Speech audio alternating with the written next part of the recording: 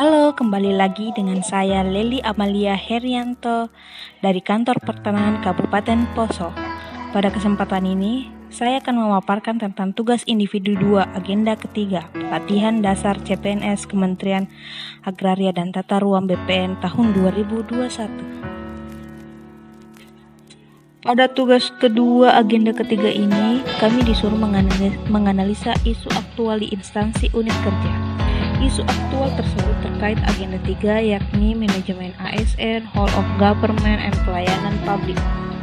Seperti yang diketahui, pegawai ASN berkedudukan sebagai unsur aparatur negara yang menjalankan kebijakan yang ditetapkan oleh pemimpin instansi pemerintah serta harus bebas dari pengaruh dan intervensi semua golongan dan partai politik. Whole of government adalah sebuah pendekatan penyelenggaraan pemerintah yang menyatukan upaya-upaya kolaboratif pemerintah dari keseluruhan sektor. Dalam hal ini, WOG menjadi penting karena diperlukan sebagai upaya untuk memahami pentingnya kebersamaan dari seluruh sektor. Dan pelayan publik sendiri adalah sebagai segala bentuk kegiatan pelayanan umum yang dilakukan oleh instansi pemerintah untuk masyarakat. Isu aktual pada unit kerja Kantor Pertanahan Kabupaten Poso. Saya melihat ada beberapa isu yang perlu saya angkat. Pada kesempatan kali ini saya akan mengangkat 3 isu. Pertama, kurang optimalnya pengasipan surat masuk di era new normal. Seperti yang diketahui, kita berada di masa pandemi di mana kita dihadapkan dengan COVID-19, di mana kontak langsung atau kontak fisik ataupun tatap muka kita batasi dengan pemohon langsung ataupun instansi-instansi yang membawakan surat ke kantor. Jadi pada kesempatan kali ini surat masuk di era new normal yang saya maksud adalah melalui elektronik, misalnya di e-office atau email ATR BPN seperti itu. Yang kedua, kurangnya SDM yang mengelola umum dan kepegawaian di Kantor Pertanahan Kabupaten Poso. Perlu kita ketahui bahwa pegawai di Kantor Pertanahan Kabupaten Poso sangatlah minim. Dalam artian, untuk pengelola umum dan kepegawaian, posisi pada saat itu kosong. Jadi mulai dari surat masuk, surat tugas, belangko dan lain-lain dihandle oleh pegawai yang ada saja. Dan yang ketiga adalah kurang maksimalnya pengadaan alat indeks kepuasan masyarakat terhadap pelayanan. Seperti yang diketahui bahwa indeks kepuasan masyarakat sangatlah penting untuk meningkatkan kualitas pelayanan di Kantor Pertanahan Kabupaten Poso. Namun, seperti yang diketahui bahwa di Kabupaten Poso belum ada menyediakan kotak atau tempat pengaduan keluhan masyarakat.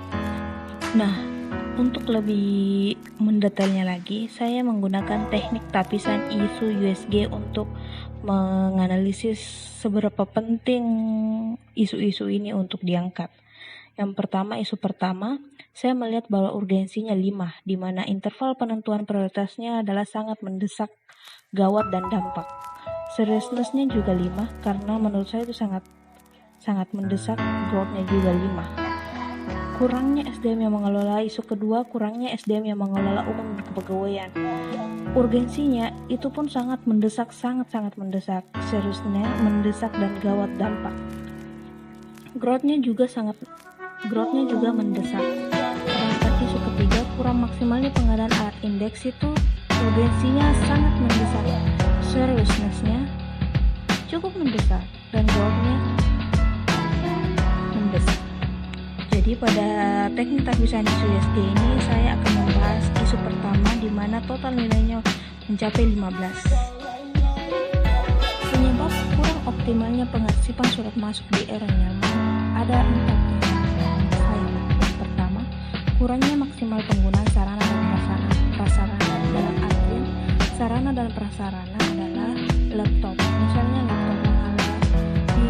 Di pengadaan laptop sendiri untuk PU tuh hanya beberapa detik itu sudah sangat lama dan laptopnya juga dalam kondisi rusak ringan. Sedangkan WiFi atau penggunaan jaringan untuk mengakses aplikasi perjalanan itu sangatlah terbatas, dalam artian jika kondisi poso aman, jaringan untuk mengakses persuratan itu sangatlah bagus. Namun jika lagi tidak stabil, kita sangat mengakses surat yang masuk di persuratan tersebut. Kedua, kurangnya SDM bertanggung jawab dalam menangani dan menindaklanjuti surat masuk. Seperti yang diketahui tadi di isu kedua, saya mengatakan bahwa di poso sangat kurang SDM. Makanya untuk menghandle surat di era new normal ini masih sangat terbatas. Yang ketiga, kurangnya koordinasi dari pihak pengirim surat, dalam artian ada aplikasi lain yang bisa digunakan untuk mengirim surat, misalnya di koordinasi secara pribadi, misalnya lewat WA atau SMS.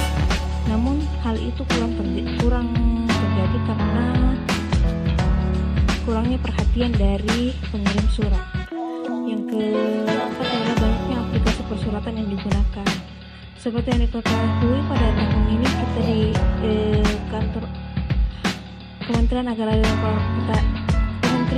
dan Tata Ruang Badan Pertanian Nasional meluncurkan e-office, di mana e-office ini diuruskan untuk surat menyurat antar pegawai ATR BPS. Namun pada saat ini masih sangat kurang yang mengetahui untuk menggunakan aplikasi tersebut di kantor pertanian Kabupaten Poso. Dampaknya ada 3. Yang pertama, kegiatan yang dimaksudkan dalam surat jadi tidak terlaksana karena kami pihak kantor tidak mengetahui adanya kegiatan yang dilaksanakan tersebut. Yang kedua, hubungan dengan pengirim surat menjadi terganggu, dalam artian jika kita sudah tidak menghadiri undangannya atau melakukan rapat misalnya, jadi hubungan antar instansi menjadi tidak baik. Yang ketiga adalah agenda yang dijauhkan menjadi tidak teratur, dalam artian kalau misalnya agenda pertama di undangan pertama kita tidak hadir, bisa jadi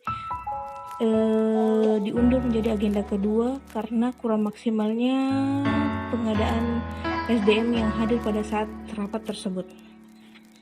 Rekomendasi penyelesaian saya ada 4. Yang pertama, melakukan koordinasi dengan pihak yang mengirim surat. Jadi ada baiknya yang ingin mengirim surat koordinasi menggunakan aplikasi lain, misalnya WA atau SMS. Kedua, mengikuti pelatihan mengenai aplikasi persuratan. Jadi setiap meluncurkan aplikasi kita perlu mengirim atau menunjuk satu orang yang bertanggung jawab untuk aplikasi tersebut. Yang ketiga, rekrutmen pegawai yang memiliki komitmen dalam persuratan, pegawai yang telah bekerja pada aplikasi. Dan terakhir adalah peran pemimpin. Peran pemimpin sini akan selalu menghimbau ASN agar memiliki semangat belajar agar mampu mempelajari aplikasi tertentu. Jadi isu, teknik tapisan, penyebab, dampak, dan rekomendasi penyelesaian masalah yang saya angkat ini mengenai bagaimana whole of government harus ditanamkan ke ASN. Hal ini untuk menjadikan kita instansi dengan sektor lain memiliki visi dan misi yang sama, yaitu ingin memajukan negara Kesatuan Republik Indonesia. Sekian dan terima kasih, semoga bermanfaat dan sampai jumpa kembali.